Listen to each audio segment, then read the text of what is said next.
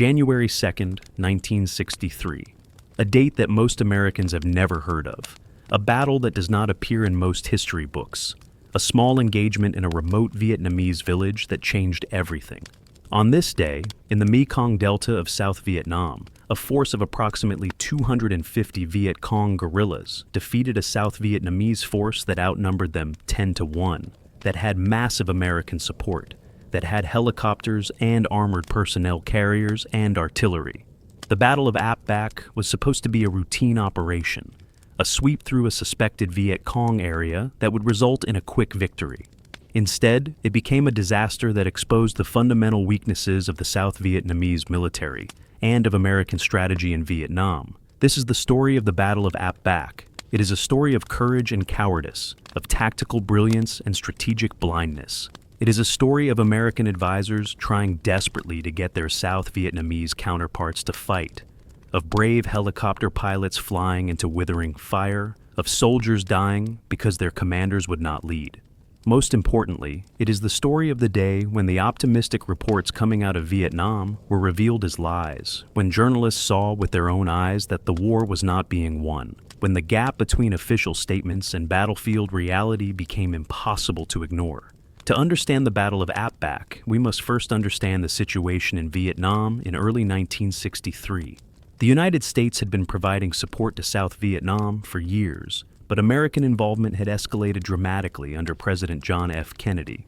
Kennedy, determined not to lose Vietnam to communism, had increased the number of American military advisors from several hundred to more than 16,000. These advisors were embedded with South Vietnamese units, ostensibly to train and advise, but in practice often directing operations and sometimes engaging in combat themselves. The official story being told to the American public was one of steady progress. The South Vietnamese military, known as the ARVN for Army of the Republic of Vietnam, was getting stronger and more capable. The strategic Hamlet program was isolating the Viet Cong from the population. The Viet Cong were on the run, suffering defeats, losing ground.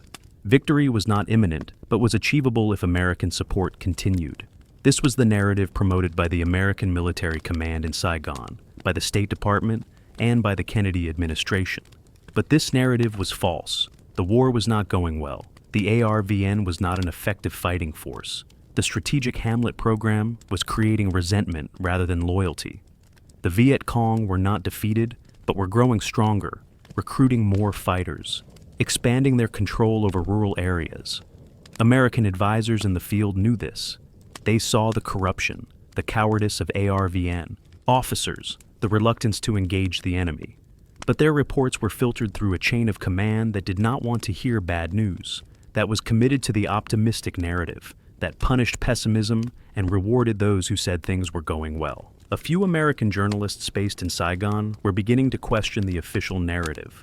David Halberstam of the New York Times, Neil Sheehan of United Press International, and Malcolm Brown of the Associated Press were young reporters who spent time in the field with combat units rather than relying on official briefings in Saigon. They saw the reality of the war and wrote stories that contradicted the optimistic official line.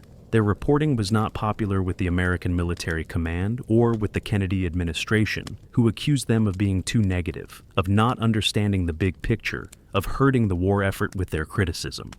The Mekong Delta, where Ap Bac was located, was crucial terrain in the war. This vast network of rivers, canals, and rice paddies south of Saigon was home to millions of Vietnamese farmers. It was also a major area of Viet Cong activity. The Viet Cong used the complex waterways for movement and communication.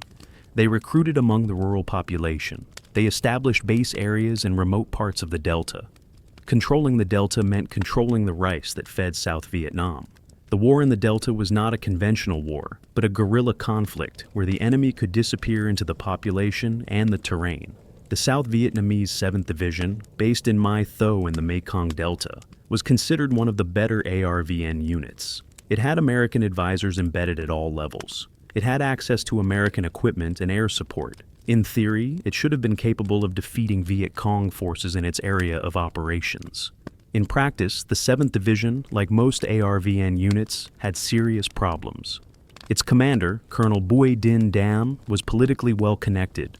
but was not an aggressive or capable military leader. Many of his officers were more concerned with avoiding casualties, which might hurt their careers, than with fighting the enemy. In late December 1962, South Vietnamese intelligence reported that a Viet Cong radio transmitter was operating near the village of Ap Bac in Dinh Thuong province. The transmitter suggested that a significant Viet Cong unit was in the area. The intelligence was actually quite accurate. The 514th Viet Cong Battalion, one of the more experienced and effective Viet Cong units in the Delta, was indeed operating near Ap Bac. They had approximately 250 to 300 fighters in defensive positions in and around the village. The plan for the operation was developed by Lieutenant Colonel John Paul Vann, the senior American advisor to the 7th Division. Vann was a career Army officer, a veteran of World War II and Korea, intense, driven, and deeply frustrated with ARVN performance. He believed that if ARVN units fought aggressively and used their superior firepower and mobility, they could defeat the Viet Cong. The operation at Ap Bac was supposed to demonstrate this. The plan was relatively simple. ARVN forces would approach Ap Bac from 3 directions, forming a hammer and anvil. Civil Guard units, local militia forces, would advance from the south, pushing the Viet Cong toward the north. The ARVN Mechanized Rifle Company, riding M1-13 armored personnel carriers, would block from the west. Airborne troops would be helicoptered in to block from the north and east, completing the encirclement. Artillery and airstrikes would support the operation. The Viet Cong, caught in the trap, would be forced to fight and would be destroyed by superior firepower. It was a textbook combined arms operation that should have worked perfectly. But the plan had a fatal flaw. It assumed that ARVN commanders would execute it aggressively, that they would follow the plan, that they would press the attack even when taking casualties. This assumption proved wrong. The plan also underestimated the Viet Cong, assuming they would panic and flee when faced with a superior force. The Viet Cong had other ideas. They were well dug in, had prepared their defensive positions, and were determined to stand and fight. The 514th Viet Cong Battalion was commanded by officers who had fought for years against the French and then against the South Vietnamese and Americans.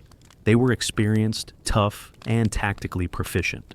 They had dug foxholes and trenches along the tree lines bordering the rice paddies around Ap Bac. They had cleared fields of fire and had covered all the likely approaches. They had placed their weapons, including heavy machine guns and automatic rifles, to create interlocking fields of fire. And they had prepared fallback positions and escape routes in case they needed to withdraw. These were not amateur guerrillas, but skilled light infantry occupying well-prepared defensive positions. On the evening of January 1st, 1963, the ARVN forces moved into position for the operation the next morning. The various units moved slowly and noisily, making no real effort at operational security. The Viet Cong knew the ARVN was coming. They had spotters who observed the movements. They had agents who provided information. They knew approximately when and from where the attack would come. So they stayed in their positions, checked their weapons, and waited. They were not going to run. They were going to fight. John Paul Vann spent the evening and early morning hours coordinating final details, checking on preparations, trying to ensure that the operation would go smoothly. He was confident that this operation would be successful, that it would demonstrate what ARVN units could do when properly led and supported. He believed in the plan and in the firepower advantage that ARVN possessed. What he did not fully appreciate was how poorly ARVN commanders would perform and how effectively the Viet Cong would fight. The morning of January 2nd dawned clear and bright, good weather for air operations. The Civil Guard units began their advance from the south shortly after dawn. They moved slowly across the rice paddies, spread out in skirmish lines, heading toward Ap Bac. The Viet Cong in their positions along the tree line watched and waited. They held their fire, allowing the Civil Guard to come closer. The fields were open, with no cover. When the Civil Guard got within range, the Viet Cong opened fire. The volume of fire was devastating. Automatic weapons and rifles fired into the exposed Civil Guard soldiers. Men fell, hit by bullets, screaming in pain or dead before they hit the ground. The Civil Guard soldiers dove for cover, which meant lying flat in the rice paddy, trying to make themselves small. Some tried to return fire, but they were outmatched. The Viet Cong were in protected positions. firing from cover. The Civil Guard were in the open, completely exposed. The advance stopped immediately. The Civil Guard units would not move forward again that day. They simply lay in the rice paddies, pinned down, taking casualties, unable or unwilling to advance. John Paul Vann, monitoring the situation from his command aircraft circling overhead, immediately recognized that the Southern advance had failed. This was not part of the plan. The Civil Guard was supposed to push the Viet Cong north into the blocking forces. Now they were pinned down and ineffective. Vann radioed for the other ARVN units to move quickly, to press the attack before the Viet Cong could escape. But getting ARVN commanders to act aggressively was like pushing rope. They were cautious, waiting for more information, unwilling to commit their forces hastily. The next phase of the operation involved helicopters bringing in ARVN troops to establish blocking positions. 10 CH-21 Shawnee helicopters, flown by American pilots, took off carrying ARVN soldiers. These helicopters were unarmed, slow, and vulnerable. The plan called for them to land in a rice paddy west of Ap Bac, out of range of the Viet Cong positions. But as the helicopters approached the landing zone, they came under fire. The Viet Cong had been training to fight helicopters. They had learned not to panic at the sight and sound of these machines. They had learned to lead their targets, to aim where the helicopter would be, rather than where it was. And they had learned that concentrated fire from multiple weapons could bring down even an armored helicopter. As the CH-21s approached, multiple Viet Cong fighters opened fire with automatic weapons. The lead helicopter was hit repeatedly. Bullets punctured the thin aluminum skin, smashed instruments, wounded the crew. The pilot struggled to control the aircraft as it shuddered from the impacts. He managed to land hard in a rice paddy, the helicopter damaged but intact. The crew and the ARVN soldiers aboard scrambled out and took cover. But now there was a downed helicopter in the middle of the battlefield, and everyone in it was in danger. The other helicopters attempted to continue with the landing, but the fire was too intense. Several more helicopters were hit. One by one, they veered away, some landing in rice paddies, others limping back toward base with wounded crew and damaged aircraft. The helicopter assault, which was supposed to quickly insert troops to block the Viet Cong escape, had turned into a disaster. Instead of establishing blocking positions, the helicopters had provided the Viet Cong with targets, and the Viet Cong had shot them down or driven them away. Among the American pilots flying support for the operation was Captain Ken Good, piloting an armed UH-1 Huey helicopter. When Good saw helicopters being shot down and soldiers pinned down in the rice paddies, he made repeated low passes over Viet Cong positions, firing his machine guns in an attempt to suppress enemy fire. But the Viet Cong were well dug in and kept firing. On one pass, Good's helicopter was hit by concentrated fire. The aircraft went out of control and crashed into a rice paddy, killing Good and his crew. These were among the first American helicopter crew members killed in Vietnam, a foreshadowing of losses to come. The scene on the battlefield was chaotic. Helicopters were down, some burning, others abandoned in rice paddies. American and Vietnamese soldiers were scattered across the paddies, pinned down by accurate Viet Cong fire. Radio traffic was frantic as commanders tried to understand what was happening and to coordinate responses. John Paul Vann, circling overhead in his light observation aircraft, was desperately trying to get ground commanders to act, to maneuver, to use their advantages in firepower and numbers.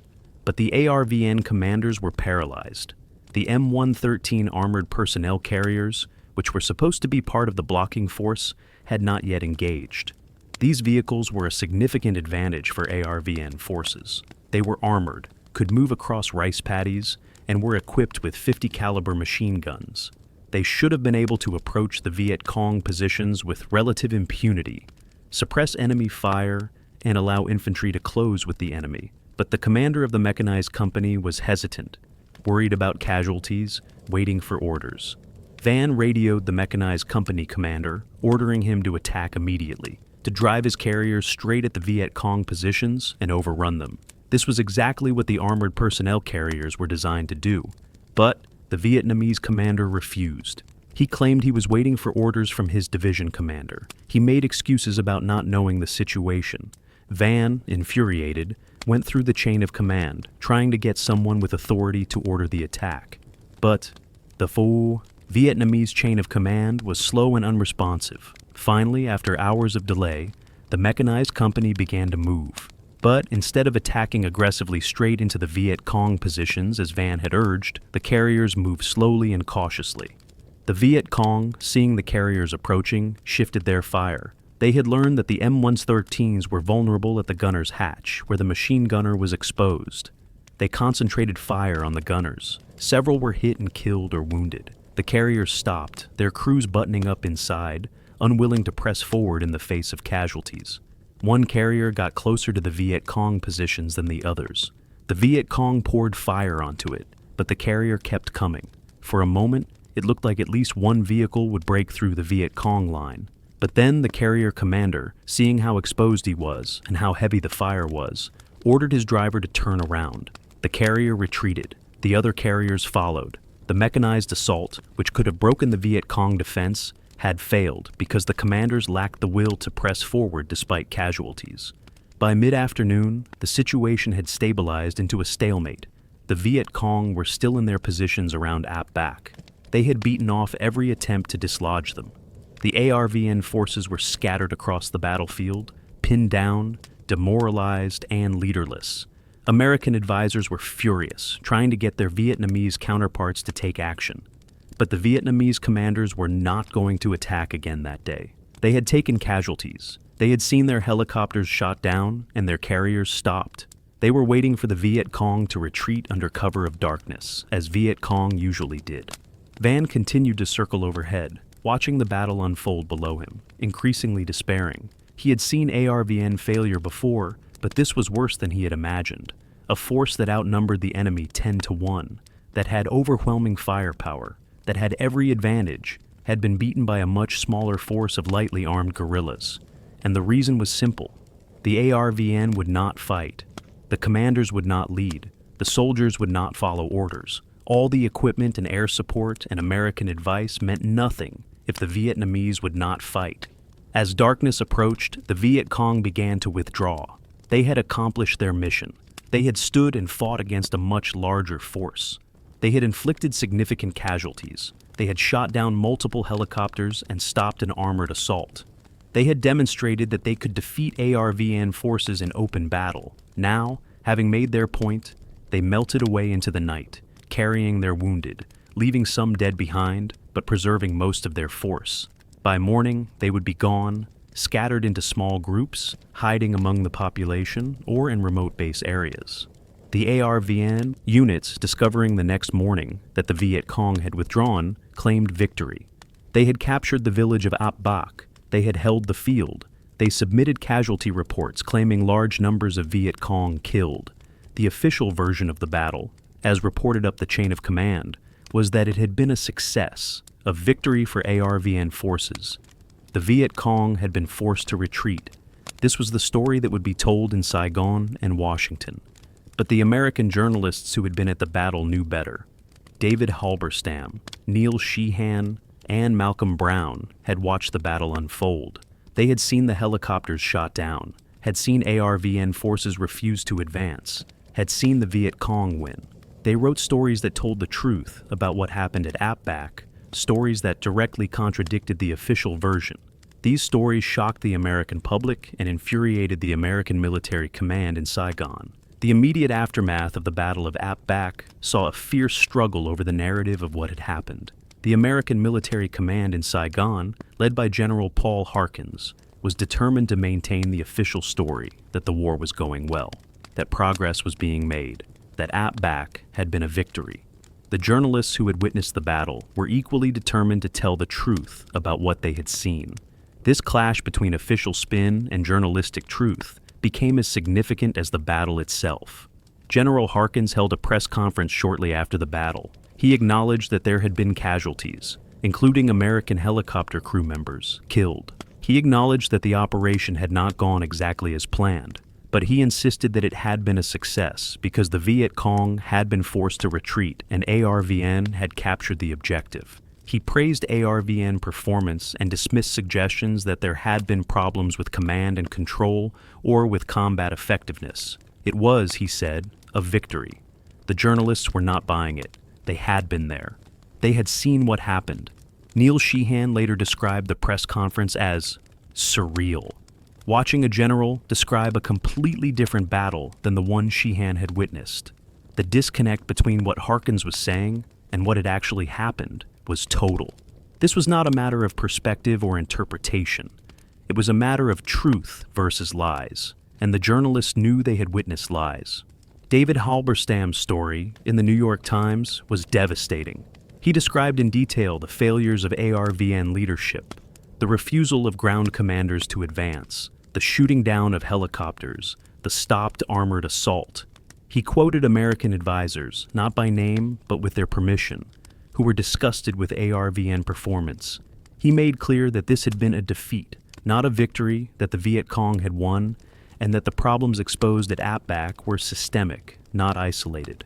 The story was front-page news and created a sensation. Neil Sheehan's reporting for United Press International was equally damning. He provided tactical details of the battle, describing how the Viet Cong had held their positions, how ARVN had failed to execute the plan, how American advisors had watched in frustration as opportunities were lost. Sheehan also reported on the reaction of American advisors, many of whom were furious about how the battle had been conducted and about the official lies claiming victory. Malcolm Brown of the Associated Press took photographs and wrote stories that corroborated Halberstam and Sheehan. The three reporters were in agreement about what they had seen, and their employers, major American news organizations, ran with the stories. The Battle of Ap Bac became national news, and the news was bad. For the first time, the American public was confronted with clear evidence that the war in Vietnam was not going as well as the government claimed. The reaction from the American military and from the Kennedy administration was swift and hostile.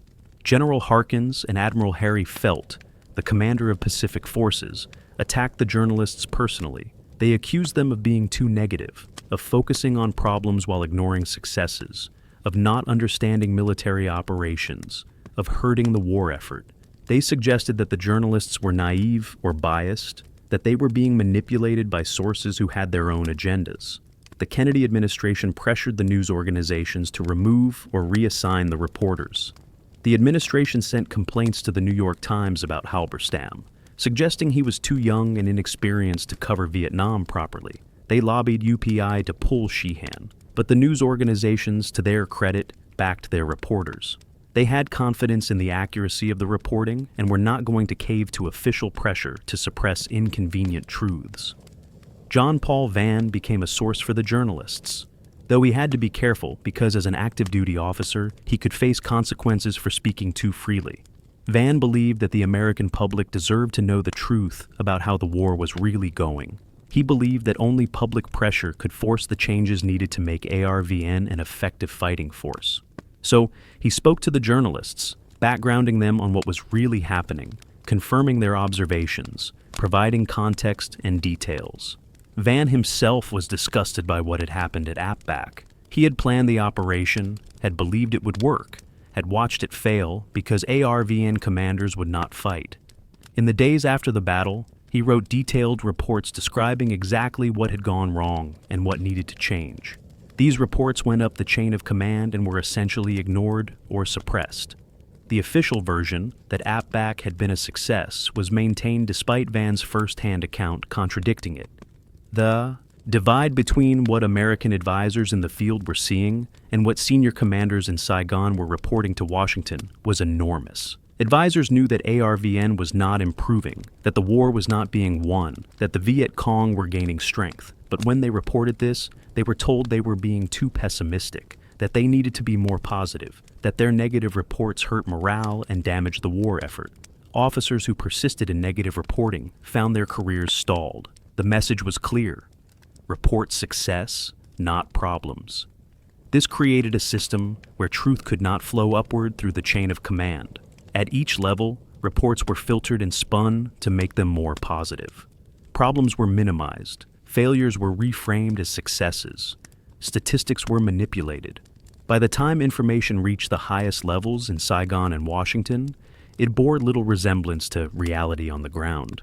This was not because individual officers were lying, though some were, but because the system rewarded optimism and punished pessimism. The Pentagon Papers, which would not be published until years later, revealed the extent of official deception about the war. Internal assessments acknowledged serious problems, but public statements claimed progress. Officials knew the war was going badly, but told the public it was going well. This pattern had been established before Ap Bac, but Ap Bac made it visible. The journalists' reporting created a public record that contradicted official statements, making the deception harder to sustain. The casualty figures from Ap Bac became a matter of controversy.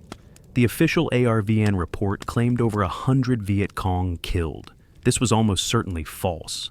The Viet Cong probably lost somewhere between 15 and 30 fighters killed, along with more wounded. But ARVN had a practice of inflating enemy body counts, sometimes wildly. Commanders knew that high body counts looked good, suggested success, and pleased their superiors. So, they exaggerated, turning every dead body into a Viet Cong fighter, counting some bodies multiple times, or simply inventing numbers. The body count mentality, which would become such a destructive feature of the American war in Vietnam, was already well established in early 1963.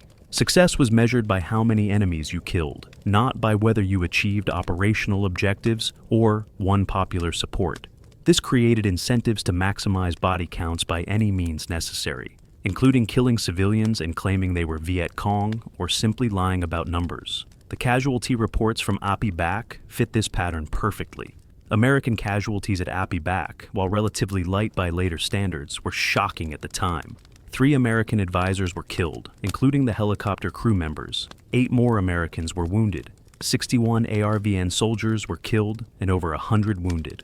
5 helicopters were destroyed and several more damaged. For an operation that was supposed to be routine, these were significant losses, and they had achieved nothing. The Viet Cong had escaped.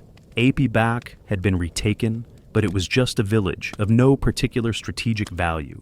The operation had been a costly failure. The helicopter losses at Ap Bac had broader implications. The H-21 Shawnee helicopters that had been shot down were the primary troop transport helicopters in use in Vietnam at the time. They were slow and vulnerable, and Ap Bac demonstrated that the Viet Cong could shoot them down with concentrated small arms fire. This forced a rethinking of helicopter tactics and eventually led to the introduction of armed helicopters specifically designed to suppress enemy fire during air assault operations. The UH-1 Huey gunship, which would become iconic in Vietnam, was developed partly in response to the lessons of Ap Bac. The tactical lessons from Ap Bac were clear to those willing to learn them. The Viet Cong, when well led and in good defensive positions, could defeat ARVN forces even when significantly outnumbered. The Viet Cong were not going to simply run away when confronted with superior forces. They would stand and fight when the conditions favored them. American air support and artillery, while providing significant firepower, could not compensate for poor ground tactics and lack of aggressive leadership. And ARVN commanders, for various cultural, political, and personal reasons, often would not press attacks even when they had overwhelming advantages. These lessons should have prompted major changes in American strategy and in how ARVN was trained and led. But such changes would have required acknowledging that the current approach was failing, which senior commanders were unwilling to do. So, the lessons of Ap Bac were largely ignored at the highest levels. Advisors in the field understood what had happened and tried to apply the lessons in their own areas.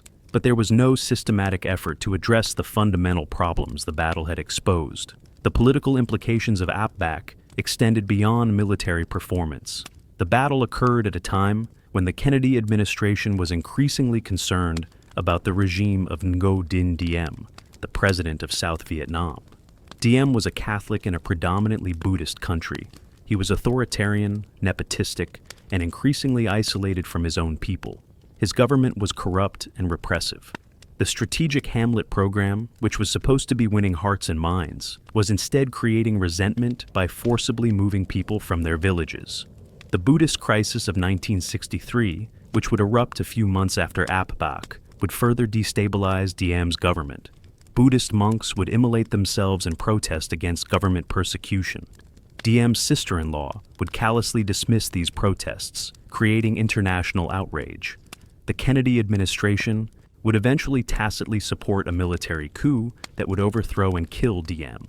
But even before the Buddhist crisis, Ap Bac had raised questions about whether the South Vietnamese government and military were capable of defending the country, regardless of how much American support they received. John Paul Van left Vietnam in April 1963, his tour as an advisor complete. He was bitter about what he had witnessed, about the failures he had seen, about the lies being told. He had written a final report detailing his concerns about ARVN performance and about American strategy. He expected that this report would be taken seriously, that it would lead to changes. Instead, it was filed away and ignored. Van was told that he would not be promoted to full colonel, and that his career in the Army was effectively over. He retired and became a civilian, but he would return to Vietnam and spend years trying to help win a war he knew was being fought poorly.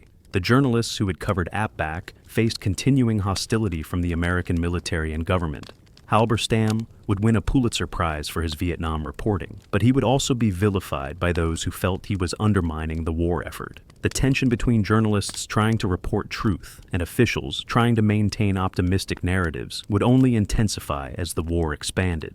Ap Bac was one of the first major battles in what would become a long war over information and perception, as much as a war fought with weapons. The reaction in Hanoi and among the Viet Cong to the Battle of Ap Bac was one of satisfaction and encouragement. They had proven they could defeat South Vietnamese forces in conventional battle, not just through ambushes and raids, but by standing and fighting. This boosted morale and increased confidence. It also provided tactical lessons about how to fight helicopters, about the value of good defensive positions, about the importance of fire discipline and marksmanship. The Viet Cong would use these lessons throughout the war, adapting their tactics as American forces became more directly involved. For ordinary Vietnamese people, the Battle of Ap Bac had mixed meanings. Those who supported the Viet Cong saw it as a great victory, proof that the resistance could defeat the American-backed government. Those who supported the government saw it as a setback, but hoped it would lead to improvements. Most people, who just wanted to survive and be left alone, saw it as yet another battle in a war that seemed to have no end. The village of Ap Bac itself was damaged in the fighting and would be fought over repeatedly in subsequent years, its people displaced and scattered. The strategic significance of Ap Bac was not in any territory gained or lost, but in what it revealed. It revealed that the official narrative about progress in Vietnam was false. It revealed that ARVN could not be relied upon to fight effectively. It revealed that the Viet Cong were more capable than official statements acknowledged, and it revealed the gap between what advisors in the field knew and what was being reported to Washington. These revelations did not immediately change policy, but they planted seeds of doubt that would grow over time. Looking back from the perspective of decades later, after the war ended in communist victory, Ap Bac stands out as an early warning that was ignored.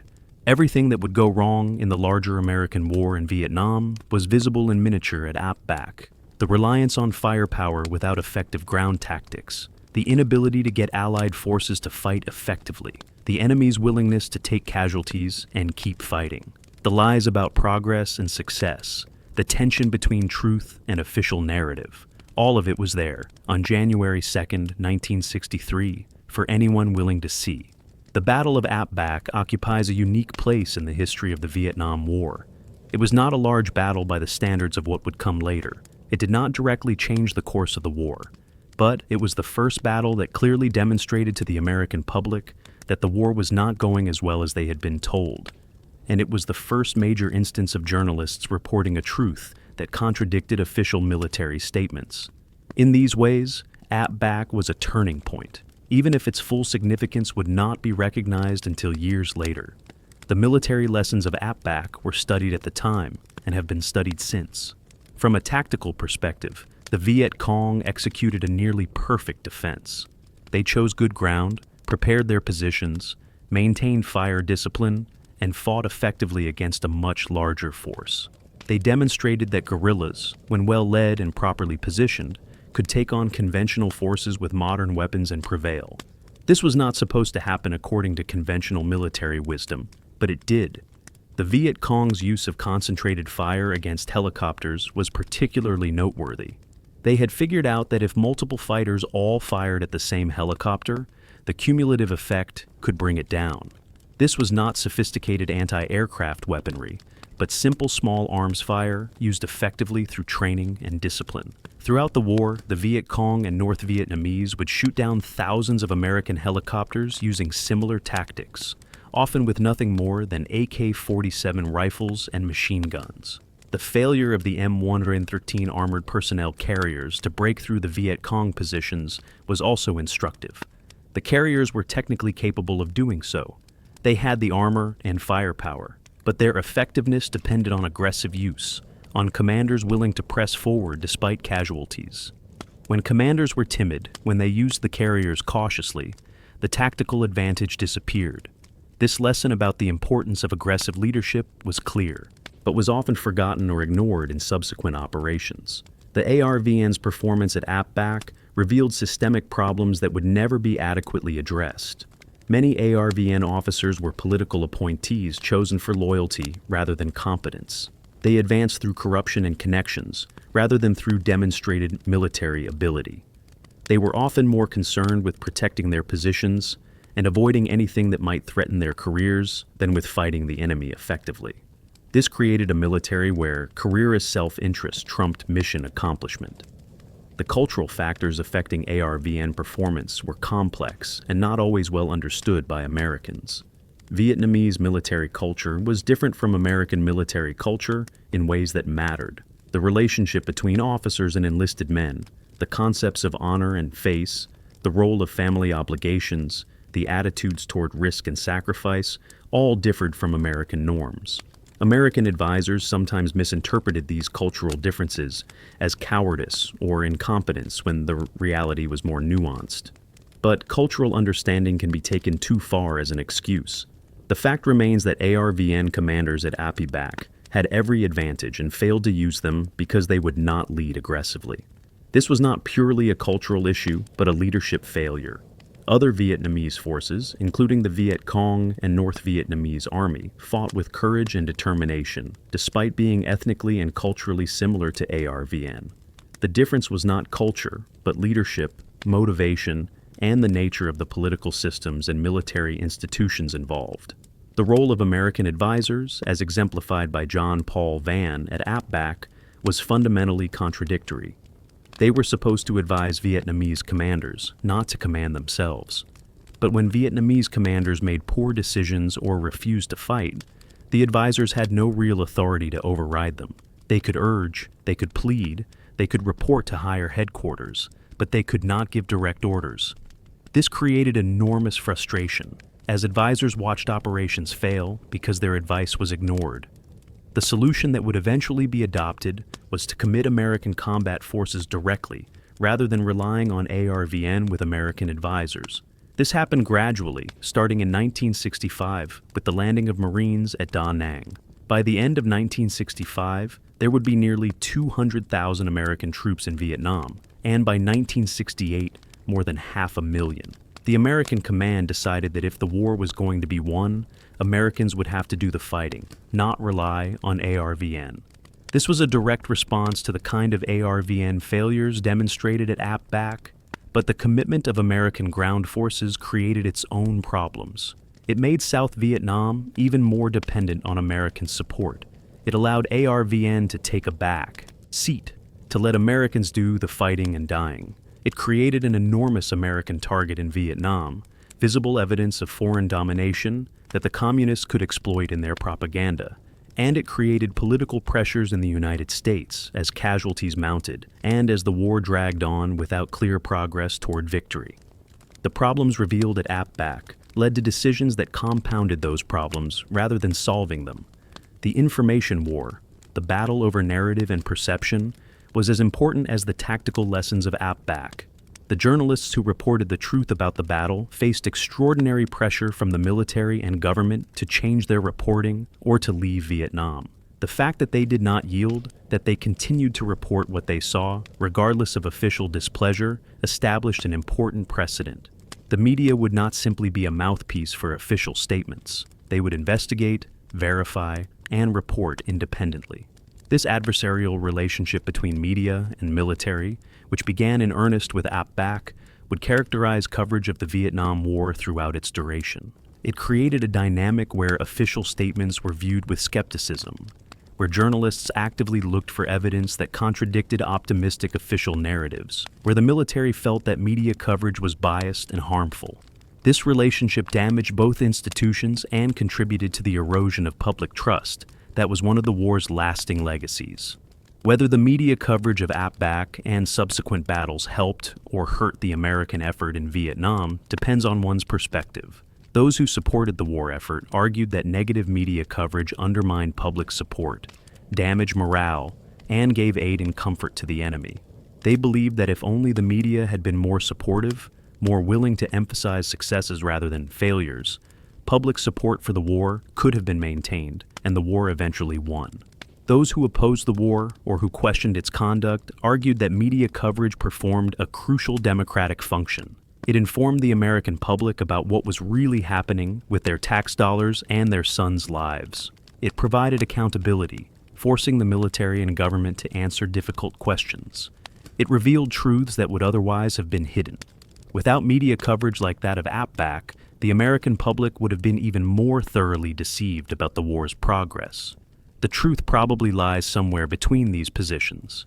Media coverage did contribute to declining public support for the war, but that decline was based on accurate reporting of failures and problems, not on biased or false reporting. The war was going badly, ARVN was performing poorly, American strategy was not working.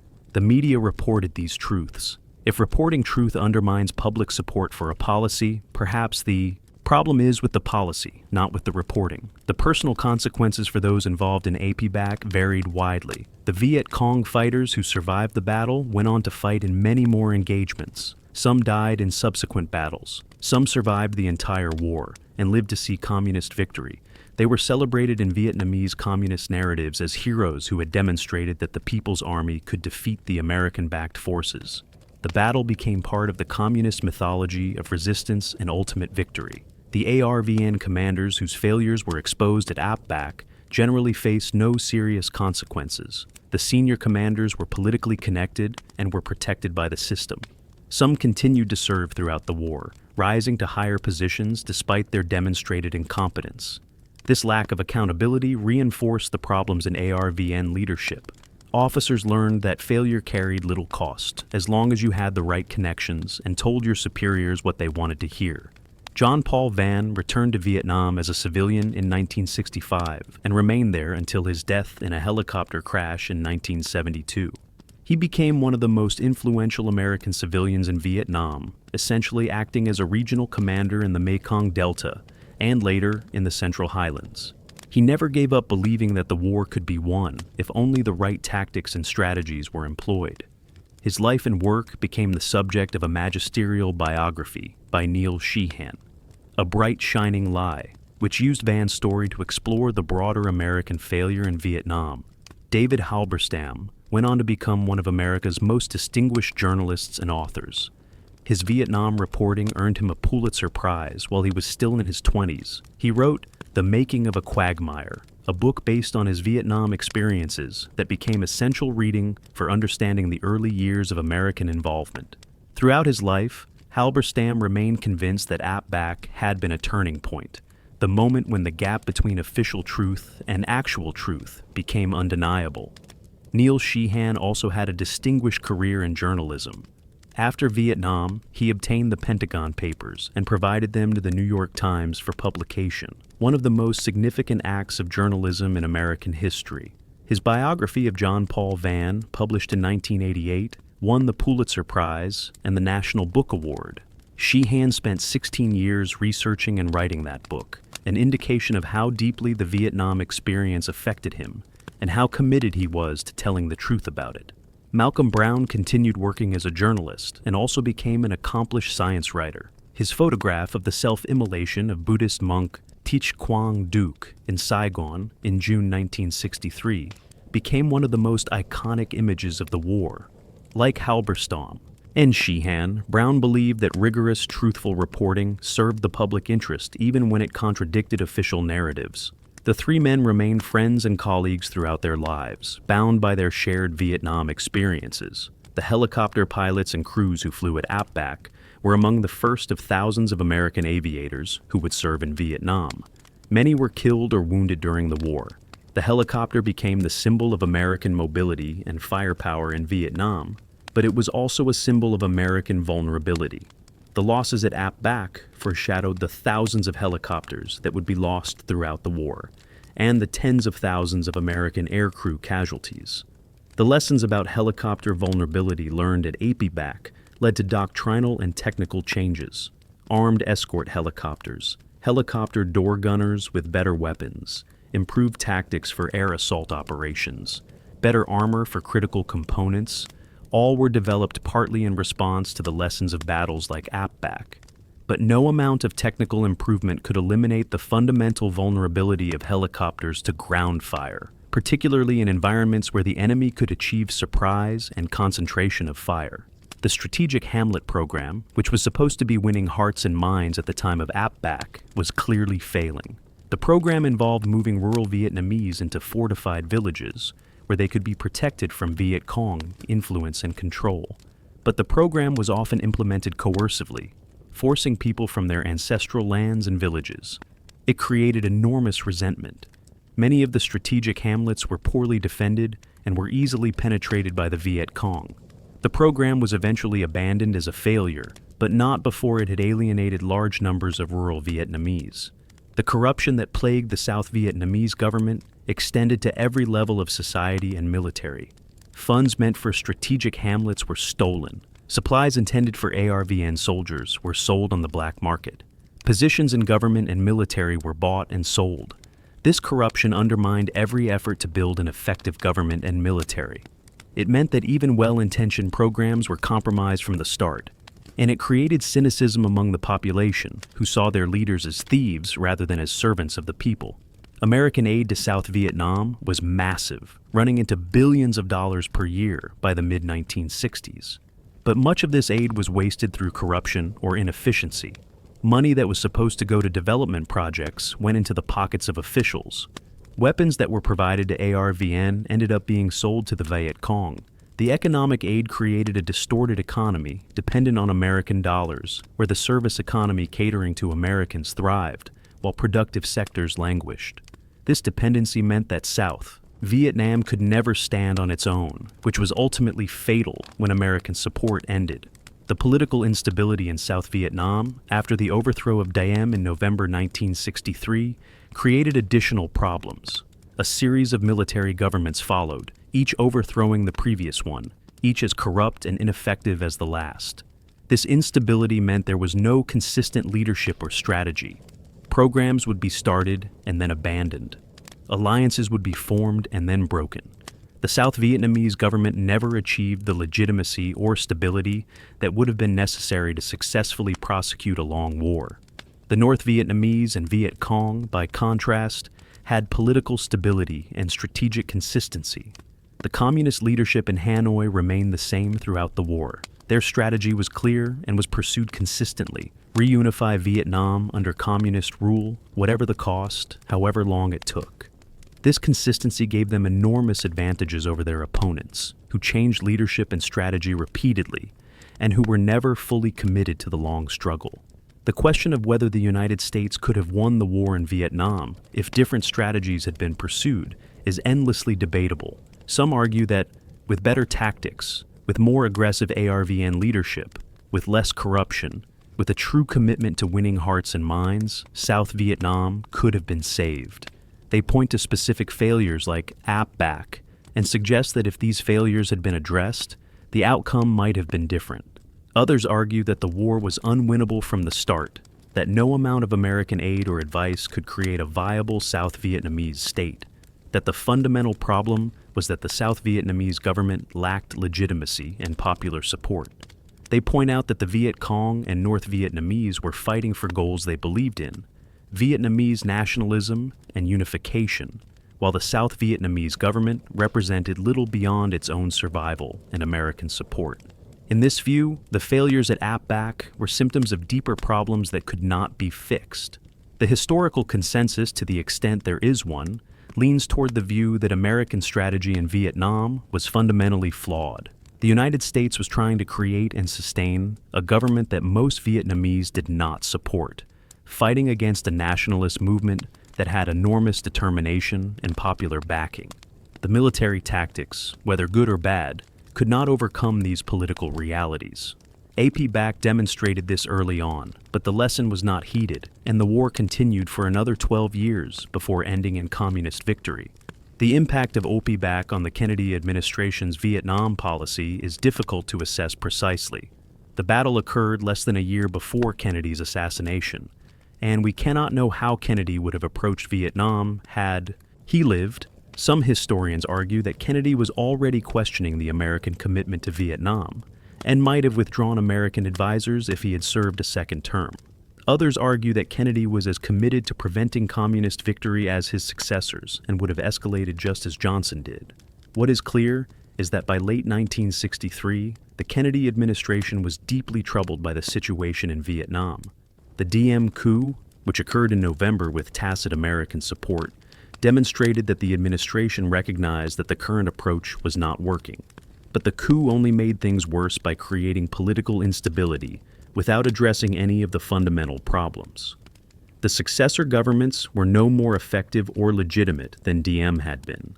Lyndon Johnson, who became president after Kennedy's assassination, inherited the Vietnam problem. Johnson escalated American involvement dramatically, committing hundreds of thousands of ground troops and conducting massive bombing campaigns against North Vietnam. This escalation was driven partly by the recognition that ARVN could not win the war alone, a recognition that came partly from battles like Ap Bac. But escalation did not lead to victory. It only expanded the war, increased American casualties, and created political problems at home. The anti-war movement that would eventually help end American involvement in Vietnam was just beginning at the time of Ap Bac.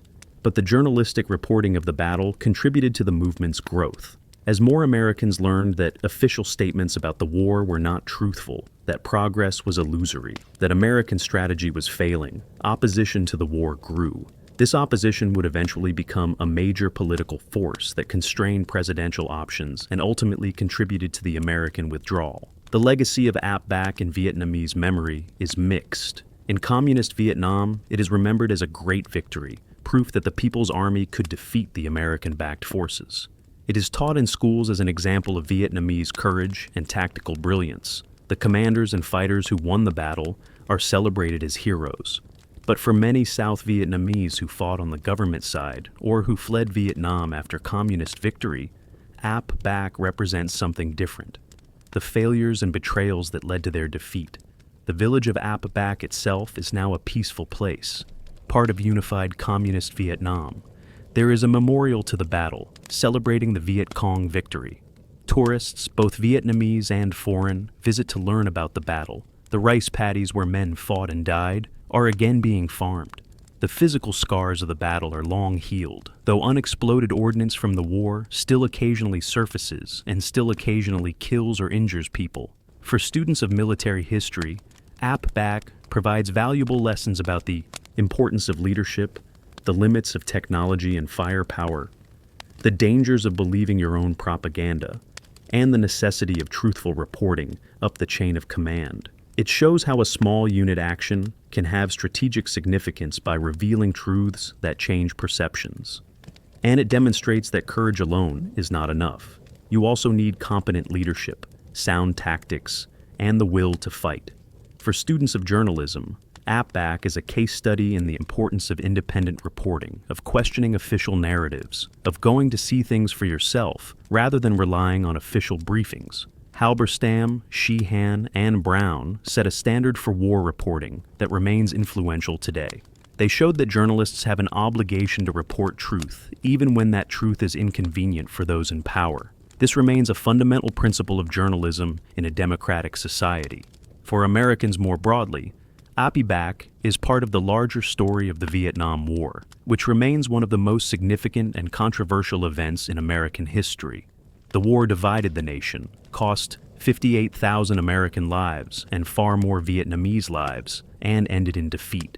The lessons of Vietnam, including the lessons of Ap Bac, continue to influence American foreign policy and military strategy. Every time the United States considers military intervention, the ghost of Vietnam is invoked, the warning that even the world's most powerful military can fail if strategy is flawed and if political conditions are unfavorable. The credibility gap that opened at Ap Bac never fully closed. The recognition that government and military officials will lie about war, will present failure as success, will manipulate information to serve their interests rather than to inform the public truthfully. This recognition has persisted. It has contributed to the decline in trust in institutions that has characterized American society in recent decades. The lies told about Ap Bac and about Vietnam more broadly created skepticism that extended beyond the war to undermine faith in government more generally. The human cost of Ap Bac, while small compared to later battles, was real and lasting. The American helicopter crew members who died left behind families who mourned them. The ARVN soldiers killed and wounded, and their families suffered regardless of whether the battle was a victory or defeat. The Viet Cong who died believed they were fighting for a just cause, but they were still dead. And the civilians caught in the crossfire, as always in war, paid a price for a conflict they had not chosen and could not escape. In the end, the Battle of Ap Bac matters not because it was a large or decisive battle, but because of what it revealed. It revealed that the war was not going as well as the public had been told. It revealed fundamental weaknesses in American strategy and in the South Vietnamese military. It revealed the gap between official optimism and battlefield reality. And it revealed the determination of the enemy and the difficulty of the struggle ahead. All of these revelations were there on January 2nd, 1963, for anyone willing to see them. The tragedy is that so few in positions of power were willing to see them or to act on them. The war continued for 12 more years, and hundreds of thousands more people died before the lessons of Ap Bac were finally learned at the cost of complete defeat. The Battle of Ap Bac was not the first engagement of the Vietnam War, nor the last, nor the largest, nor the bloodiest. But it was the battle that began to strip away the illusions, that started to reveal the truth. It was the day American optimism died in Vietnam, though it would take many more years and many more deaths before that death was complete. The story of Ap Bac is a story of a single day's fighting, but its meaning extends far beyond that day. It is a story about truth and lies, about courage and failure, about the limits of power and the importance of honest reckoning with reality. These are lessons that remain relevant long after the guns fell silent in Vietnam,